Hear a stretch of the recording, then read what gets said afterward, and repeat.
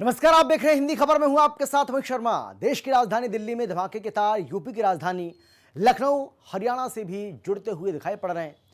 और ये इसलिए कहा जा रहा है क्योंकि जिस तरीके से अब इस पूरे मामले की जांच आगे बढ़ रही है उससे पता चलता है कि यूपी की राजधानी लखनऊ, हरियाणा के फरीदाबाद और जम्मू कश्मीर के पुलवामा और अनंतनाग तक ये तार जुड़े हुए हैं। डॉक्टर मॉड्यूल के साथ मौलाना की साजिश भी अब सामने आ रही है। अल फलाह यूनिवर्सिटी की डॉक्टर फैकल्टी दिल्ली को दहलाने की पूरी प्लानिंग करती रही और जांच एजेंसियों को इसकी खबर तक नहीं चली। फिलहाल दिल्ली, हरियाणा, जम्मू कश्मीर के कई इलाकों में एनआईए की टीमें लगातार दबिश दे रही हैं। जांच जारी है, तलाशी हो रही है, लेकिन सबसे बड़ा सवाल यह है कि आखिर मास्टरमाइंड कौन है। दिल्ली ब्लास्ट का टेरर टूल, मौलाना प्लस डॉक्टर मॉड्यूल, आतंकी कहानी के 52 किरदार, डॉक्टर मुजम्मिल के कितने राजदार, 1400 जगहों पर साजिश के तार, जम्मू कश्मीर में कितने मददगार, लखनऊ से लेकर श्रीनगर, परवेज तजामुल का टेरर, यूपी से भी कनेक्शन, हरियाणा में बढ़ी टेंशन। देश के दिल को दहला देने वाली दिल्ली धमाके के बाद अब जांच एजेंसियों के हाथ कई अहम सुराग लगे हैं। हर दिन, हर रात और हर घड़ी के साथ कई कहानियां सामने आ रही हैं। आरोपियों के परिजनों से एटीएस की पूछताछ के बाद अब इस कहानी का केंद्र बना है फरीदाबाद के अल फलाह यूनिवर्सिटी। बताया जा रहा है कि यही की बिल्डिंग नंबर 17 के रूम नंबर 13 से टेरर मॉड्यूल की ये पूरी खूनी पटकथा लिखी गई। केंद्र की जांच एजेंसी और हरियाणा एसटीएफ की टीमें आई हुई थी। आज भी यहां पर दोबारा से एनआईए और हरियाणा पुलिस की टीमें आई हुई हैं और यहां पर जांच कर रही है। आपको बता दें, यहां पर लगभग 52 लोगों को साथ पूछताछ हुई है और जिसमें से 6 लोगों को अभी तक हिरासत में लिया गया है। आपको जानकारी दे दें कि जो 6 लोग हैं उनसे गहनता से जाँच की जा रही है और आगे की जाँच अभी शामिल है। जैसे कि आपको बता दें, एक बड़ी जानकारी सामने निकल के आ रही है। इस अल फलाह यूनिवर्सिटी के 17 नंबर बिल्डिंग में 13 नंबर कमरा में मुजमिल जो आतंकवादी था वो रह रहा था। उसके साथ वाले कमरे में ही उमर, जो कि दिल्ली बॉम्ब ब्लास्ट में जिसने किया था, वो भी उसके साथ वाले कमरे में रह रहा था। अब जो शाहिदा है जो लखनऊ से पकड़ी गई थी, वो भी इनके साथ ही रह रही थी। इस आतंकी साजिश की सबसे खास किरदार है डॉक्टर शाहीन अंसारी, जिसकी गिरफ्तारी ने जांच एजेंसियों को चौंका दिया। शाहीन फरीदाबाद से विस्फोटक सामग्री के साथ पकड़ी गई थी। शुरुआती पूछताछ में उसने ज्यादा कुछ नहीं कहा, लेकिन अब एटीएस और खुफिया एजेंसियों की पूछताछ में कई पर्दे खुलने लगी हैं। पूछताछ में खुलासा हुआ कि शाहीन की साजिश आतंकी माचिस। शाहीन के पिता सईद अंसारी, जो खंदारी बाजार में रहते हैं और वन विभाग से सेवानिवृत्त हैं, उन्होंने बताया कि उनकी बेटी 1.5 साल से परिवार से बिल्कुल संपर्क में नहीं थी। उन्होंने बताया कि 3 बच्चे हैं, शोएब, शाहीन और परवेज। दावा है कि शाहीन पहले बहुत सीधी सादी थी। साल 2013 में अचानक मेडिकल कॉलेज की नौकरी छोड़ दी और फिर कभी ठीक से संपर्क नहीं हुआ। शाहीन पहले कानपुर के जीएसवीएम मेडिकल कॉलेज में असिस्टेंट प्रोफेसर थी। साल 2013 में उसने बिना कोई नोटिस ये नौकरी छोड़ दी। बाद में उसकी शादी महाराष्ट्र के जफर हयात से हुई, लेकिन 2015 में दोनों के बीच विवाद हुआ और रिश्ता टूट गया। साल 2021 में जीएसवीएम मेडिकल कॉलेज में अनुपस्थिति के कारण उसकी सेवा समाप्त कर थी। इसके बाद वो फरीदाबाद चली गई, जहां उसकी मुलाकात डॉक्टर मुजम्मिल से हुई, जिसने उसे अल फलाह यूनिवर्सिटी से जोड़ा। देख क्या रहे हैं कि हमको जो विश्वास ही नहीं हो रहा है ये सब बातों का। बस सीधी सी बात है कि जिस तरह से जो है मैडम मीडियम दिखाया जा रहा है, तो और मतलब जो कल गतिविधियां हुई घर में, तो उस हिसाब से जो है मेरे को विश्वास नहीं हो रहा है। पर इतना ही कहना चाहूँगा मैं। पूछताछ क्या हुआ, जनरली पूछताछ करी बस उन्होंने, बस और कुछ नहीं किया। मतलब देखा वाला और जो मतलब जो सर्च करना था उन्होंने सर्च किया, उसके बाद एक फाइनली रिपोर्ट बना के साइन करके उन्होंने दे दिया। परवेज का नाम भी आ रहा है, लेकिन मुझको नहीं लग रहा है कि जो मतलब इन गतिविधियों में लिप्त हैं। अच्छा, शाहीन से बात आपके शाहीन से बात तो जो बात बता रहे हैं वो जितनी बात आप बता रहे हैं वही बात हमको पता चल रही है, कोई नई बात तो पता नहीं चल रही है भाई। फार्माकोलॉजिस्ट थी और वहां पर फार्माकोलॉजिस्ट के पद पर असिस्टेंट प्रोफेसर के पद पर वो यहाँ पर नौकरी करती थी। 2013 तक वो यहाँ पर रही हैं। मैं इस समय मौजूद हूँ, इस समय केपीएम हॉस्पिटल है कानपुर का, आप देख सकते हैं। यहाँ पर उनके जो पूर्व पति हैं डॉक्टर जफर, वो यहाँ पर नेत्र सर्जन है। यहाँ पर जब डॉक्टर शहीन का नाम आता है तो डॉक्टर जो जफर हैं वो भी जो है सामने आते हैं। मीडिया उनसे भी पूछताछ करती है तो पता चलता है कि हाँ, वो उनके पति थे और करीब 2003 में उनकी शादी हुई थी और 2012 में उनका तलाक हो गया था। डॉक्टर से जब बात होती है, डॉक्टर जफर से जब इस पूरे मामले में बात होती है, क्या डॉक्टर शहीन का नाम सामने आया है, तो क्या तो उन्होंने साफ पहले तो उन्होंने मुकरने की कोशिश करी कि नहीं, इस तरीके से जब वो मेरे साथ में रहती थी तो वो इस तरीके की कोई भी गतिविधियों में वो शामिल नहीं थी। जांच एजेंसियों का मानना है यहीं से शाहीन का संपर्क उस नेटवर्क से हुआ जो आगे चलकर आतंकी राह पर मुड़ गया। बिल्डिंग नंबर 17 के रूम नंबर 13 से मिले दस्तावेज, डिजिटल डाटा और सीसीटीवी फुटेज अब इस शक को लगभग पुख्ता कर रहे हैं कि इसी कमरे में ब्लास्ट की पूरी साजिश रची गई थी। शाहीन की गिरफ्तारी के बाद उसके भाई परवेज अंसारी को भी लखनऊ से गिरफ्तार किया गया। लखनऊ की IIM रोड पर स्थित उसके घर पर देर रात छापा मारा गया। घर बंद मिला, जिसके बाद टीम ने ताला तोड़कर तलाशी ली। परवेज के घर से लैपटॉप, मोबाइल, पेन ड्राइव और हार्ड डिस्क जब्त की गई। बाहर खड़ी एक कार पर इंटीग्रल यूनिवर्सिटी का पास मिला। उधर यूनिवर्सिटी मैनेजमेंट ने पुष्टि की है कि परवेज ने एक हफ्ता पहले ही मेडिसिन डिपार्टमेंट में सीनियर रेजिडेंट पद से निजी कारणों का हवाला देते हुए इस्तीफा दे दिया था। अब ATS को शक है कि परवेज अपनी बहन शाहीन से लगातार संपर्क में था और दोनों किसी साझा मिशन के लिए काम कर रहे थे। इसी टेरर मॉड्यूल में एक और अहम किरदार डॉक्टर मुजम्मिल भी है, जिसकी कार से AK-47 बरामद हुई। पूछताछ में उसने डॉक्टर शाहीन का नाम लिया, जिससे जांच एजेंसियां चौकन्नी हो गई। जांच एजेंसियों ने खुलासा किया कि डॉक्टर शाहीन और डॉक्टर मुजम्मिल की मुलाकात अल फलाह यूनिवर्सिटी में हुई थी। मुजम्मिल वही शख्स है जिसने शाहीन को वहां जॉब से जोड़ने में मदद की। साथ ही ATS का ये भी दावा है कि शाहीन के डिजिटल रिकॉर्ड्स में कुछ संदिग्ध ईमेल, इसके अलावा विदेशी संपर्कों के सबूत मिले हैं। उधर ATS ने परवेज से मुलाकात में कई सवाल दागे, जैसे क्या शाहीन से तुम्हारा हाल ही में संपर्क था? जवाब में परवेज ने पहले साफ इनकार कर दिया। हालांकि एजेंसी को मिले सबूत बताते हैं कि दोनों के बीच कुछ हफ्ते पहले तक लगातार बातचीत होती रही थी।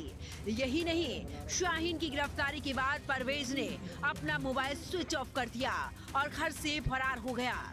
कई घंटों की खोज के बाद ATS ने आखिरकार उसे हिरासत में ले लिया। पूछताछ में एक और हैरान करने वाला पहलू सामने आया। दरअसल शाहीन के पास से बरामद कार का रजिस्ट्रेशन लखनऊ का था, लेकिन नंबर प्लेट सहारनपुर की लगी हुई थी। जब ये सवाल पूछा गया तो उसने गोलमोल जवाब दिया। जी, गाड़ी मेरे नाम है, लेकिन मैं फर्स्ट ओनर था उसका उस टाइम पे। सन 2017 में वो गाड़ी मैंने ली थी, शादी में मिली थी मुझे। 28 मार्च को मेरी शादी में मिली थी वो गाड़ी। और ये सन 2021 में मैंने वो गाड़ी बेची थी OLX पे। सन्नी नाम का व्यक्ति था वो जिसे मैंने गाड़ी बेची थी, और डॉक्टर परवेज आलम का वो था कंपाउंड। जांच एजेंसियों की माने तो परवेज ने कुछ महीनों तक सहारनपुर के चौक इलाके में क्लिनिक भी चलाया था। ये वही दौर था जब शाहीन का विदेश जाने का जिक्र परिवार में चला, लेकिन कोई नहीं जानता था कि वो असल में कहां थी। डॉक्टर आदिल खान की गिरफ्तारी के बाद से नए खुलासे हो रहे हैं। जम्मू कश्मीर पुलिस ने पहले उनके निशानदेही से AK-47 जो है वो बरामद करी थी। उसके बाद से उनके साथी को फरीदाबाद पुलिस ने गिरफ्तार किया था, जिसके कब्जे से 360 किलो विस्फोटक पदार्थ व अन्य सामान जो है वो बरामद हुए थे। नए खुलासे इस मामले में हो रहे हैं। हाल ही में एक नया खुलासा आया है, जो लखनऊ में डॉक्टर परवेज आलम के यहाँ से जो गाड़ी बरामद हुई है उसका कनेक्शन कहीं ना कहीं सहारनपुर से जोड़ा जा रहा था, क्योंकि गाड़ी का नंबर जो है वो सहारनपुर का है। और जो सहारनपुर में जो उसके गाड़ी के ऑनर थे, उनसे जब हमने बात करी तो उनका साफ तौर से कहना था कि डॉक्टर परवेज जो थे वो उनके पास आए थे। OLX के जरिए उन्होंने जो है उस गाड़ी को बेचा था और 2,20,000 रुपए में वो गाड़ी बिकी। फिलहाल एजेंसी ये पता लगाने में जुटी है कि क्या शाहीन मुजम्मिल और परवेज किसी बड़े आतंकी संगठन से जुड़े थे या ये किसी लोकल नेटवर्क की प्लानिंग थी।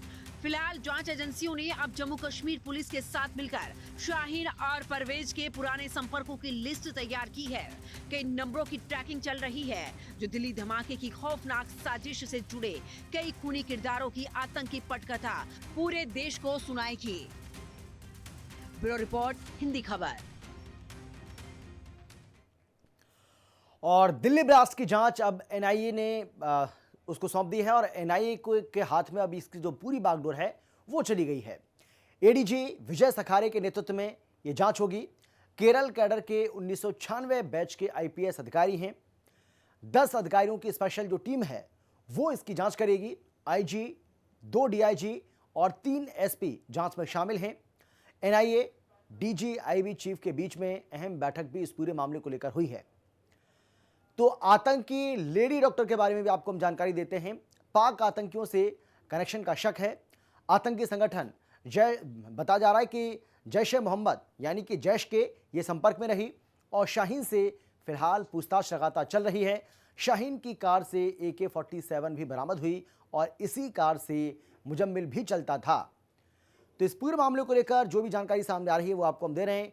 आतंकी लेडी डॉक्टर के बारे में एक और जो बड़ी खबर है वो ये है कि पाक आतंकियों से कनेक्शन का शक जताया जा रहा है। आतंकी संगठन जैश के लगातार संपर्क में रही और शाहीन से फिलहाल पूछताछ चल रही है। शाहीन की कार से AK-47 बरामद किए गए।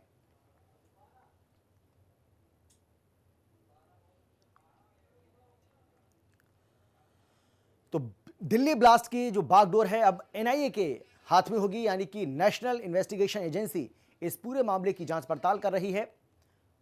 10 अधिकारियों की स्पेशल टीम इसमें लगी हुई है जिसमें आईजी, 2 डीआईजी, 3 एसपी जांच में शामिल हैं। एनआईए, डीजी, आईबी चीफ के बीच में अहम बैठक भी हुई है और एडीजी विजय सखारे के नेतृत्व में यह जांच आगे बढ़ेगी जो कि केरल कैडर के 1996 बैच के आईपीएस ऑफिसर हैं। तो जैसा कि इसके पहले भी हमने आपको बताया कि आतंकी लेडी डॉक्टर, इसके बारे में एक बार फिर से आपको हम जानकारी देते हैं और जानकारी यह है कि पाकिस्तान आतंकियों से कनेक्शन का पूरा शक है कि इसका पाक आतंकियों से कनेक्शन हो सकता है। आतंकी संगठन जैश के संपर्क में रही और शाहीन से पूछताछ हो रही है। तमाम जो जांच एजेंसियां हैं, सुरक्षा एजेंसियां हैं, वो इससे पूछताछ कर रही हैं और शाहीन की ही कार से AK-47 राइफल बरामद हुई थी और इसी कार से बताया जा रहा है कि मुजम्मिल भी चलता था, जो कि इसका दोस्त बताया जा रहा है। तो इसी कार से मुजम्मिल भी चलता था। तो भारत की लेडी मसूद अजहर की कहानी आपको हम बता रहे हैं क्योंकि आतंकी शाहीन पर सबसे बड़ा जो खुलासा हुआ वो ये है कि मिनी रिक्रूट सेंटर का ये काम करती थी, यानी कि जो लड़कियों की भर्ती खास तौर पर करती थी, उनकी भर्तियां ये करती थी, उनका रिक्रूटमेंट करती थी। तो मिनी रिक्रूट सेंटर था मकसद मसूद अजहर की डार्लिंग डॉक्टर, आतंकी मुजम्मिल की डॉक्टर गर्लफ्रेंड, बुरका ब्रिगेड की कमांडर और आतंकी डॉक्टर। तो ये है इसकी असली पहचान जिसका पर्दाफाश अब हो चुका है। पूछताछ इससे लगातार हो रही है और जैसे जैसे जांच आगे बढ़ रही है इसमें तमाम तरह के नए नए खुलासे होते जा रहे हैं। लेकिन अब क्योंकि एनआईए इस पूरे मामले की जांच कर रही है तो उम्मीद कर सकते हैं कि बहुत जल्द दूध का दूध और पानी का पानी हो जाएगा।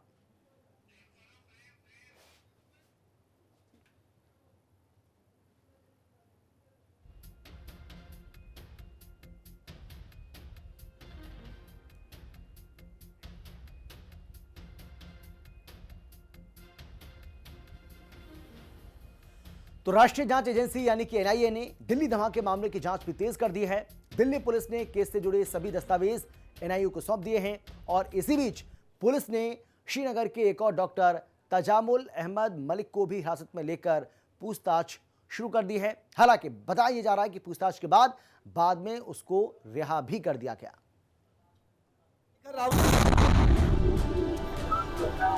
भागो भागो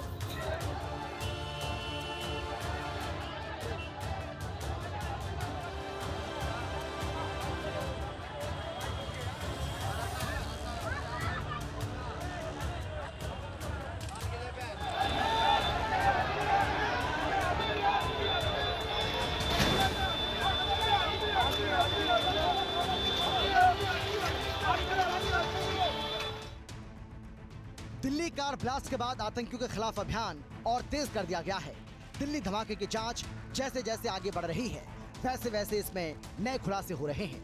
दिल्ली धमाके के तार कई शहरों से जुड़ रहे हैं। इस बीच पुलिस ने श्रीनगर के एक और डॉक्टर तजामुल अहमद मलिक को कुलगाम से हिरासत में लिया और मामले में पूछताछ के बाद डॉक्टर तजामुल को रिहा कर दिया। ये अभी स्पष्ट नहीं है कि डॉक्टर तजामुल की हिरासत का उद्देश्य जानकारी जुटाना था या दिल्ली विस्फोट के बाद व्यापक आतंकी मॉड्यूल के संदिग्ध के रूप में उन्हें हिरासत में लेना। जांच जारी रहने के चलते पुलिस अभी भी चुप्पी साधे हुए है। इसके अलावा मामले की जांच चल रही है।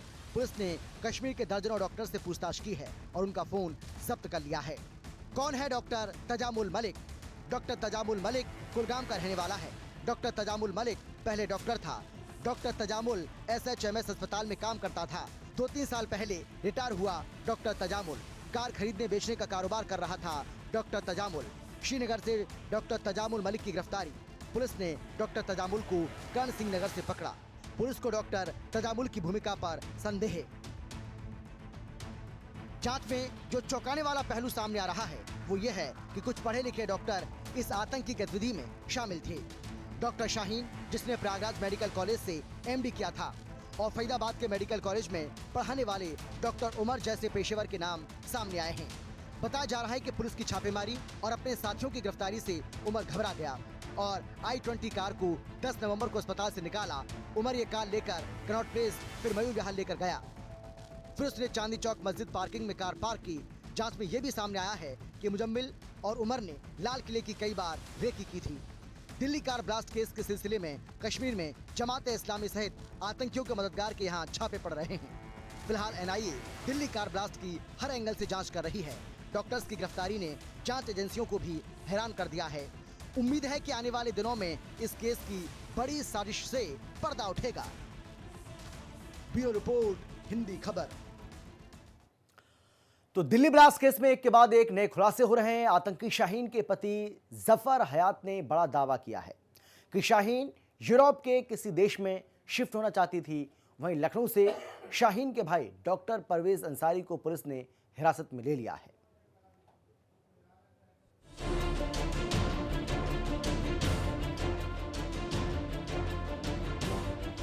दिल्ली ब्लास्ट केस की जांच अब शाहीन अंसारी का परिवार भी जांच के घेरे में आ गया है। दिल्ली पुलिस का आतंकी शाहीन के एक्स हस्बैंड जफर हयात से पूछताछ में चौंकाने वाला खुलासा सामने आया। जफर के मुताबिक शाहीन काफी समय से यूरोप के किसी देश में बसने की बात कर रही थी। 2012-13 में मेरा डिवोर्स हो गया। उसका मेरा कोई उसका कनेक्शन नहीं रहा, कोई भी रिलेशनशिप नहीं रहा। ना मुझे ये पता था कि वो है कहाँ पे।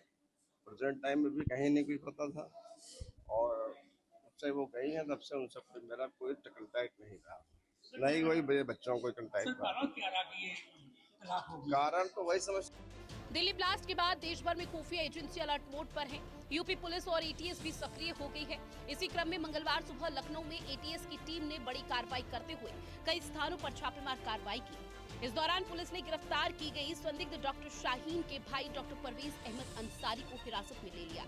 परवेज के घर से 6 मोबाइल फोन और एक इंटरनेशनल कॉलिंग कार्ड बरामद किया गया। परवेज अंसारी इन मोबाइल से विदेश में कुछ लोगों से संपर्क कर रहा था। पुलिस अभी मोबाइल फोन और कॉलिंग कार्ड की फॉरेंसिक जांच कर रही है ताकि ये पता लगाया जा सके कि आखिर शाहीन के संपर्क में कौन कौन लोग थे। इस बीच हिंदी खबर से बातचीत में शाहीन के बड़े भाई शोएब अंसारी ने कहा है कि पिछले 3 साल से शाहीन से कोई संपर्क नहीं था। शोएब अंसारी लखनऊ के मणियाव इलाके में रहते हैं और उन्होंने साफ कहा है कि परिवार का अब शाहीन या फिर परवेज से कोई लेना देना नहीं है। शाहीन और परवेज के भाई है शोएब हमारे साथ, हम उनसे बात करेंगे। सर, जिस तरीके से ये मामला सामने आया है, क्या कुछ जो है अभी तक जानकारी निकल के सामने, क्योंकि आप देख रहे हैं परवेज जी के जो है हिरासत में लिया गया, शाहीन का भी नाम आया है, इसको किस तरीके से आप देख रहे हैं? देख क्या रहे हैं कि हमको जो है विश्वास ही नहीं हो रहा है ये सब बातों का। बस सीधी सी बात है कि जिस तरह से जो है मैडम मीडियम दिखाया जा रहा है, तो और मतलब जो कल गतिविधियां हुई घर में, तो उस हिसाब से जो है मेरे को विश्वास नहीं हो रहा है। भाई इतना ही कहना चाहूंगा मैं।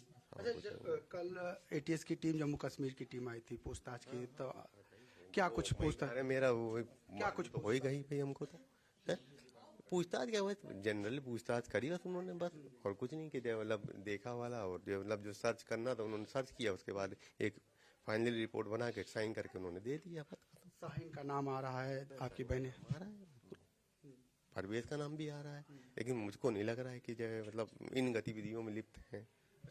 शाहीन से बात शाहीन से बात जो बात बता रहे हैं वो जितनी बात आप बता रहे हैं वही बात हमको पता चल रही है, कोई नई बात तो पता नहीं चल रही है भाई। शाहीन से कब बात हुई थी? शाहीन तो वही बता रहा हूँ ना, फिर आप वही बात कर रहे हैं। देखिए कितने साल पहले दे चुका हूँ ना मैं, 4 साल पहले हुई थी, भाई थे मेरी 3 साल पहले बात हुई थी, उसके बाद मेरा कोई संपर्क नहीं रहा। दिल्ली पुलिस और जांच एजेंसियां अब आतंकी शाहीन के इंटरनेशनल लिंक और फंडिंग नेटवर्क की जांच में जुटी हुई हैं। जांच एजेंसियों को अब शाहीन के अंतर्राष्ट्रीय संपर्कों की कड़ी से ब्लास्ट साजिश का पूरा नेटवर्क जोड़ने की उम्मीद है। उसके विदेश भागने की योजना और उसके संपर्कों की पूरी चेन अब खंगाली जा रही है। ब्यूरो रिपोर्ट, हिंदी खबर। दिल्ली कार ब्लास्ट में मारे जाने वाले लोगों की पोस्टमार्टम रिपोर्ट भी सामने आ गई है, जिससे अंदाजा लगाया जा सकता है कि धमाका कितना भयानक, कितना भयावह था। धमाका इतना जोरदार था कि लोगों के कान के पर्दे और आंतें तक फट गए। वहीं फॉरेंसिक टीम ने स्पॉट से 42 सैंपल जुटाए हैं, जिनकी जांच अब शुरू हो चुकी है। दिल्ली में लाल किला के पास हुए ब्लास्ट में मारे गए लोगों की पोस्टमार्टम रिपोर्ट सामने आई है। पोस्टमार्टम में कई शवों की हड्डियां टूटने और सिर पर चोट के निशान मिले हैं। साथ ही कुछ शवों के फेफड़े, कान और पेट के भीतर ब्लास्ट वेव से नुकसान के संकेत मिले हैं। यानी धमाके से मृतकों के कान के पर्दे, फेफड़े और आंतें तक फट गईं, जो ये दर्शाते हैं कि धमाका बेहद भीषण था। कई लोगों की मौत की वजह विस्फोट की गहरी चोट और ज्यादा खून बहना है। कान के पर्दे, फेफड़े और आंतें फटी, शवों की हड्डियां टूटी, सिर पर चोट के निशान। मृतकों के कान के पर्दे, फेफड़े और आंतें फटी। धमाके के झटके से लोग दीवार या जमीन से टकराए। गहरी चोट और ज्यादा खून बहने से मौत। साथ ही रिपोर्ट में क्रॉस इंजरी पैटर्न भी देखा गया, जिसमें धमाके के झटके से लोग दीवार या जमीन से टकरा गए। पोस्टमार्टम में शवों और कपड़ों पर स्प्लिंटर के ट्रेस नहीं मिले हैं, लेकिन ऐसे संकेत मिले हैं कि धमाके में संभवतः कोई संशोधित विस्फोटक पदार्थ इस्तेमाल किया गया हो सकता है। विस्फोटक में केमिकल कौन सा था, इसका पता फॉरेंसिक जांच में ही चलेगा। साथ ही ज्यादातर शवों में चोटें ऊपरी शरीर और सिर और छाती पर केंद्रित थीं। इधर एफएसएल की टीम को धमाके वाली जगह से जांच के दौरान 2 जिंदा कारतूस मिले हैं। मौके से कारतूस मिलने से पुलिस की जांच का दायरा बढ़ गया है। पुलिस के मुताबिक दोनों कारतूस ब्लास्ट साइट से मिले हैं। इसके अलावा 2 तरह के विस्फोटक के सैंपल एसएफएल को स्पॉट से मिले हैं। पहला सैंपल संभावित अमोनियम नाइट्रेट जैसा है, वहीं दूसरा विस्फोटक अमोनियम नाइट्रेट से भी ज्यादा घातक है, जिसकी जांच की जा रही है। फॉरेंसिक टीम ने 42 सैंपल जुटाए। घटना स्थल से 2 जिंदा कारतूस मिले। एफएसएल की टीम को 2 जिंदा कारतूस मिले। 2 तरह के विस्फोटक के सैंपल मिले। पहला सैंपल अमोनियम नाइट्रेट जैसा है, दूसरा विस्फोटक अमोनियम नाइट्रेट से ज्यादा घातक। सैंपल में i20 कार के दोनों टायर, सैंपल में चेसिस और सीएनजी सिलेंडर, सैंपल में बोनेट के कई हिस्से भी शामिल। जांच अधिकारी जांच के सभी पहलुओं की पड़ताल कर रहे हैं। सबूतों के साथ साथ सीसीटीवी फुटेज और संदिग्धों के बैकग्राउंड की पड़ताल की जा रही है। फाइनल फोरेंसिक रिपोर्ट आने के बाद ही विस्फोट का कारण आधिकारिक तौर पर घोषित किया जाएगा। ब्यूरो रिपोर्ट, हिंदी खबर।